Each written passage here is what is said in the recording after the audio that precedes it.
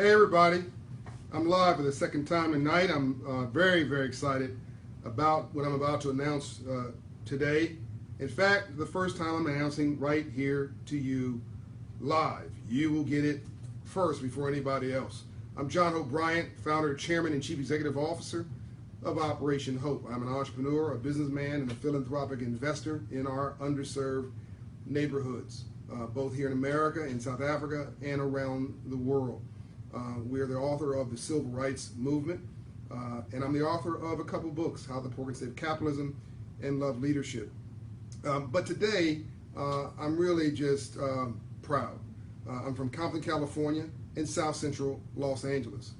I grew up in the hood. I came from two modest parents who decided they wanted a better life for their children. My sister, Mara Hoskins, my brother, Donnie, Dave Harris, my other sister, Arlene Hayes, are all products of Juanita Smith and Johnny Will Smith. My mother told me she loved me every day of my life. There's nothing more powerful than a child being told that they are loved. My dad owned his own business for 54 years and wore a suit Tuesday night for Bible study and Sunday for Bible lesson and church, and Friday for when he met payroll at the front door of our home. These were my role models that had a powerful sense of yes, I am. My mother, Juanita Smith, who don't play. I asked my mother, is she gonna get married again? She said, my mom and dad divorced. She said, yeah, it'll be a BMW, a black man working. Mom don't play. And my dad, Johnny Will Smith, good man, since passed on to glory, was promoted 2 years ago, gone to a better place, to the right side of the Father. But was a great role model, gave me a sense of yes, I can with regard to work ethic and starting a business. So even though I grew up in Compton, California, in South Central LA, I have coined this phrase. There's a difference between being broke and being poor. Being broke is economic, but being poor is a disabling frame of mind and a depressed condition of your spirit, and you must vow never, ever, ever to be poor again. It's not what people call you, it's what you answer to that's important, and never answer out of your name. And then I added, that's from my pastor, Reverend Murray of the First AME Church in LA. Then I added, to argue with a fool proves there are two. And that second part of that came from that sort of oomph, that self-esteem that came from, knowing who I was. And so growing up, I started my first business when I was 10 years old, and everybody sort of knows the whole story. And I was homeless when I was 18, and blah, blah, blah. I started my first business and founded Operation Hope. But really my life was given purpose with Operation Hope and what we've been doing around the world. But then I moved to Atlanta, Georgia, thank you, Ambassador Andrew Young, and found that this Mecca, this panacea, this beautiful place that mayors like Kasim Reed and Shirley Franklin and Ambassador Andrew Young and people like Martin Luther King Jr. and Reverend C.T. Vivian and all these heroes and sheroes and Greta Scott King, all these people made this great city, but yet we have really a tale of two cities. We have this incredible bastion of capitalism and free enterprise and growth and peace and harmony. It's the largest mecca of black-owned businesses in the country. And then you've got the fifth largest unbanked city in America. And it's just a couple zip codes in what they call West Atlanta, Vine City, that looks like a third world country. And I decided I couldn't live here and not do anything about it. So I'm decided, and I'm announcing today, that we're going to pick up the mantle and try to, in our modest way, finish what Dr. King and his dad, Daddy King, had in mind. You may not know, but Dr. King was this incredible moral leader. He worked for free, by the way, as his daughter, Bernice A. King, works for free today at the King Center, works for $1 a year. But Daddy King served on the board of a bank for 40 years. Did you know that? Citizen Trust Bank here in Atlanta. So Daddy King was a capitalist, civil rights, way before I talked about it, and he financed civil rights, allowed his son to work for free, making sure he could finance his son's PhD, and putting us all in a place where we could have a sense of democracy and fair play because of what they sacrificed. So I decided that I had to do something about this and want to build on King's unfinished work of the Poor People's Campaign. So here's what I'm announcing. We're going to announce Atlanta Uplift 2020. First of all, we're moving our corporate headquarters to Atlanta. So boom. The global headquarters for Operation Hope is moving to Atlanta, Georgia, effective this month. The process will take the rest of the year, but I'm here and our office will be expanding here. So all the work we're doing around the world will be based in the home of moral authority and civil rights, and we're going to try to build upon that with civil rights. But today we're announcing Atlanta Uplift 2020. 100 offices throughout Atlanta by the year 2020 to help to address some of the issues in Vine City, but also to help middle-class folks. I mean, there's a lot of middle-class folks in Atlanta, I'm about to get an amen here, who've got too much month at the end of their money. And they're ashamed to admit they don't understand money. People are ashamed to admit they don't understand what the Wall Street Journal says. What's the FDIC? What's the SEC? What are bonds? What are 401k plans? We're ashamed to admit that we don't know what this language is about money because we never got the memo. There was a memo on free enterprise and capitalism. Watch the video I did on the Freedmen's Bank. And we're not dumb and we're not stupid. It's what we don't know that we don't know that's killing us. But we think we know. And the black middle class, a group of people who have been doing so much with so little for so long, can almost do anything with nothing, as a broad race of people, been struggling all of our lives. The black middle class emerged from really World War II, post-World War II, through military jobs. So we thought that middle class was a nice wardrobe, a leased car, and a rented apartment building. But that's not what middle class is. That's what middle class pays for. So we have got to reset our lives and understand that we've got to become owners. There's a stadium going up here, $1 billion development, and right down the street a dude goes in and buys 64 properties for $15,000. Now I think I'm a financial literacy expert. I said that's mathematically impossible. It's not. He bought it with a tax sale. Now, while we protested and running up and down the street, hollering about this and about that, and we are upset about this injustice, this dude walked right into City Hall in broad daylight and paid $15,000 for 64 properties in the backdrop of the biggest development that's hit this region in, 4 decades. And we shouldn't be upset about it. We could have done the same thing. But the people who own that property just gave it away for not paying a few $100s in property taxes. We have got to get our money straight. We've got to get our credit rating straight. My daddy would say credit. His credit was bad. He said, I got bad credit. So my father's a whole other story. But we have got to get focused on what's real. And to quote my friend Van Jones, best way to stop a bullet is a job. So yesterday at the Federal Reserve Bank of Atlanta, thank you Bill Rogers of SunTrust, thank you Richard Smith of Equifax, thank you Dennis Lockhart of the Federal Reserve Bank, and Mayor Kasim Reed, and Caesar Mitchell of the city of Atlanta, and John Eves of the county, Fulton County, all of who were there, my friend Cassius Bus of the SBA, and all the other heroes, Bernice King who was there, Ambassador Andrew Young, for really welcoming us in the city. But now we got to get to work, because PhDs are good and PhDs are better, and people are hurting right now. In this city, people are hurting. From working class, as I said, all the way to middle class, people are hurting. So we're going to open 100 locations by 2020. Our first location will launch May 19th at Atlanta Police Department. That's right, Atlanta Police Department. Why? Atlanta Police Department. Because these guys make and women make $50,000 a year or less on average when they start. And they're just working from paycheck to paycheck, and 6% of them filed for bankruptcy last year. And outside of fighting crime and trying to keep us safe, the next problem is the financial instability of their officers and their families, which is a threat to us. If they're not safe, we're not safe. So we're going to work with them to become homeowners and small business owners and entrepreneurs and solve their credit issues and stop the domestic abuse that goes on when people are financially stressed. Then we're opening we have a Hope Inside at SunTrust Banks. We're opening a Hope Inside at BB&T Bank, and we have a Hope Inside, a big one at Ebenezer Church, Dr. King's church. What does a Hope Inside do? It raises credit scores 120 points in 24 months. Boom! Nothing changes your life more than God or love than moving your credit score 120 points. And we do that in a very practical way. I'm not going to waste time on this video. Okay, you leave me comments. If you want me to unpack and explain how we raise credit scores, I'll do that in a separate video. But I want to just outline what we're doing today so you know transparency, what's going on with the civil rights movement. So we're going to open 100 locations by 2020. The core of this is Hope Inside. It's Hope Inside of bank branches, credit unions, big box retailers, houses of faith like Ebenezer Church, government offices, hospitals. We're doing that in Detroit, the Detroit Medical Center, police departments, Hyatt Hotels. I forgot to mention that we're opening up in Hyatt Hotels. And Coca-Cola has put up $1 million for us to open Hope Insides for women and girls, and Hope Business Box Academies. I'm going to get to that in a minute for girls. So we got all these partners, Equifax, all these folks, UPS, coming together, coalescing around this civil rights movement. We'll be working very closely with the mayor, as I already said that, Kasim Reed.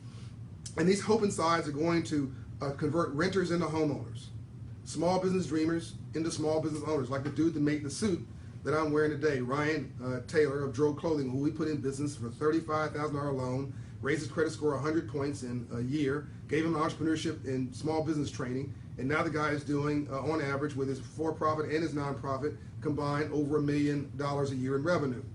Boom.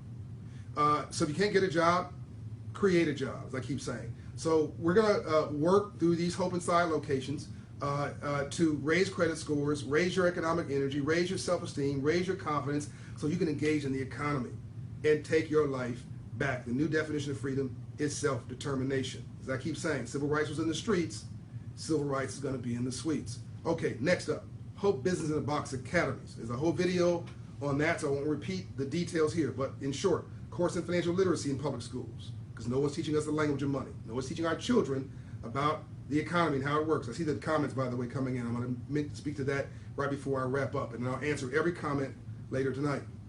By the way, 3.8 million views, 3.2 million views of these videos in the last 2 months. So thank you for signing on to Straight Talk on Civil Rights. So course in financial literacy. Thought I lost my way, didn't you? A course in Hope Business in a Box Academy. A course in financial literacy.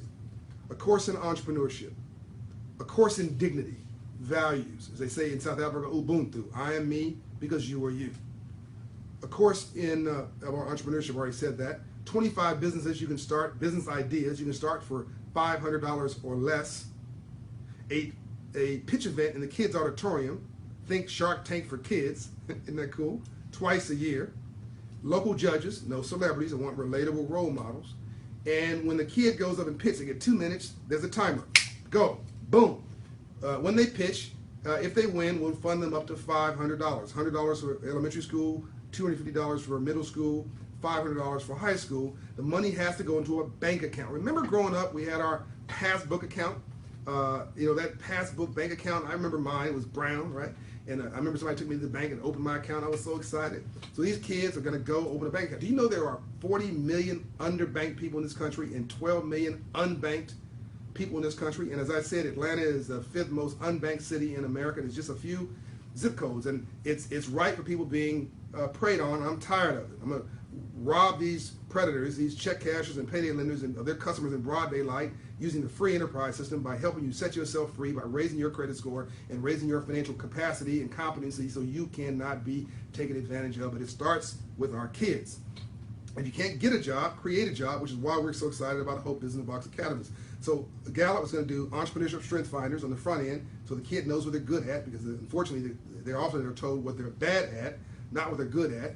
And then on the back end, we're going to have the Gallup Hope Index that measures the engagement of the kids on the exit from the school. So now we know whether the kid is getting an education that is connected to aspiration and makes them want to stay in school, whether that is working or not. By the way, quick story. One of my former employees, Jay Bailey, told me that he was in a school doing Hope Business Box Academy, and it's a high school. Young black man, I'll later edit this because it's a live video. Young black man, he's in the restroom. Young black man, boom, kicks in the door. Walks in the restroom. He's in the stall, so nobody knows he's there. It's 3 brothers together. My Caucasian friends, that means black people. 3 brothers together, and the one dude said, "Hey man, you know we should have won that pitch. This ain't nothing. This program ain't nothing. You know, we should have won. We were the best. We should have won that pitch. We should have that money to start our business." And then the other friend said, "Yeah man, you're right. We were best, but you know the other group, they had matching T-shirts."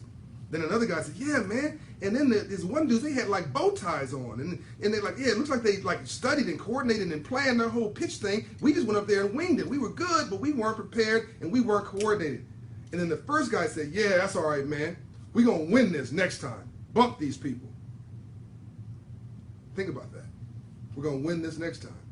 That means he's gonna come back to school. You see, I think that our kids are dropping out of high school because they don't think education is relevant to their future. I think they're dropping out like a customer is rejecting a product. They just don't think that this is speaking to them because it's not connecting education to an aspiration or education to how to get a job or the real world. So they see these folks slinging on the outside, and they say, well, why not be a rap star, an athlete, or a drug dealer? Because that's the only symbols of success that I see, and unfortunately it's fast money. But that stuff doesn't lead anywhere, and we know that there are no retired drug dealers. We know that all that stuff doesn't lead. But in the short term, it sounds sexy to them. And we have made dumb sexy in this country. It takes 20 years to change a culture. In the last 20 years, we've made dumb sexy. We've dumbed down and celebrated it. And I'm tired of it, and I want to make smart sexy again, and I need your help. I need you to volunteer in these schools. Fine, you don't have any money, you don't have any spare change, that's fine. Give me what's even more important, which is your time. Sign up as a volunteer, a Hope Corps member, or a mentor, a role model. Be a judge in these Hope Business Box Academies. Be a mentor to these kids. Take the kids to the bank, which means you got to have a bank account first. But watch how you live your life, and maybe the only Bible anybody else reads. Do you know it takes only 5% of role models to stabilize a community? That's it, 5%. That's from the book The Tipping Point, Malcolm Gladwell.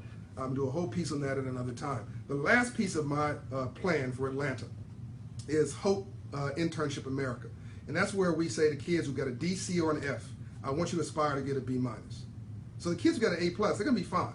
But kids who have a D, C, and an F, I want them to aspire to get a B minus. If they aspire and succeed in getting a B minus in any year of high school, we're going to give them a business internship as a reward for their achievement.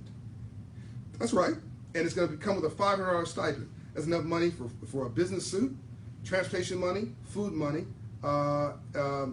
business suit, business cards, transportation money, and food money for 6 weeks. And here's my bet. In 6 weeks' time, the kid will change the business, and the business will change the kid. Most of these kids have never seen anybody with a business card. They don't know anybody who has a salary. They don't know anybody who's a business person. So it's what you don't know that you don't know that's killing you. And so if poverty hangs around more poverty, and then success hangs around more success, and here's what I know about poverty. You hang around 9 broke people, you'll be the 10th.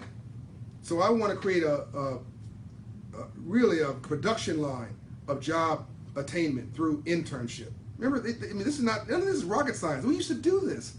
It just, it's fallen away, and I want to get it back, and we can't just expect the mayor or the governor or anybody else to solve our problems. You can't expect government to do everything. We have to do some of this ourselves and inspire the government, and then take what we're doing and scale it up and make it larger.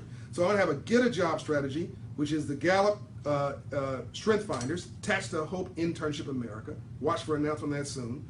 And then that's get a job. Then we have a Hope Business Box Academies with a Gallup Entrepreneurship Strength Finders on the front. That's create a job. That's 2 $500 strategies to empower our kids, and then on the top of it, Hope Inside across this city to raise credit scores, help you become homeowners, entrepreneurs, small business owners, and if nothing else, to take your life back. What is this whole movement about is nothing more complicated than this. Returning you back to yourself. You were born perfect. You were born beautiful. You were born hopeful. You were born amazing. You were born full of love and grace and confidence, and the world beat it out of you. And I want you to take your life back. I want us to take our city back. And while this is a message for Atlanta, Atlanta really is, and when you think about it, there's no other city like Atlanta in the world. It's the only international city in the South, the busiest airport in the world, and we really stepped away on race and made the color green. And that's why Atlanta succeeded. And today it really is the only really minority-led city in the world that is competent, professional, efficient, successful, honest, and profitable, and growing. The 8th largest economy in the world, right here in Atlanta, Georgia. So look, I love LA, I love being a global citizen, I love being in 100 countries, but I love my hometown of Atlanta. You gotta take back where you live. You gotta take your community back, take your block back, take your house back. If you got thugs and hooligans and people disrespecting your house, you tell them to get out. So you don't have to go, but you gotta get the heck out of here. Take your life back, and that starts city by city, community by community, block by block, and with me, it starts with Atlanta Uplift 2020. I'll see you around. Keep me honest. Let's do a regular check-in. Peace and light. I'm going to do some comments, and then I will check in later after I respond to everything. Yolanda says, amen. LaShawn and Corey, I'd love to be a part of this. This is a great project. Thank you. Project Awake. I love that. Adrian Monroe. I want ever more so every morsel of these meals you're offering. Oh, thank you very much. How do I get this information in Prince George's County, Maryland? Check my man Omari Pearson, who runs that market for me. Sign up. Tell you all your friends to sign up to the Silver Right Straight Talk series here at Facebook Live. It's free. I'm not charging anybody for this. I do it every day or whenever I'm available.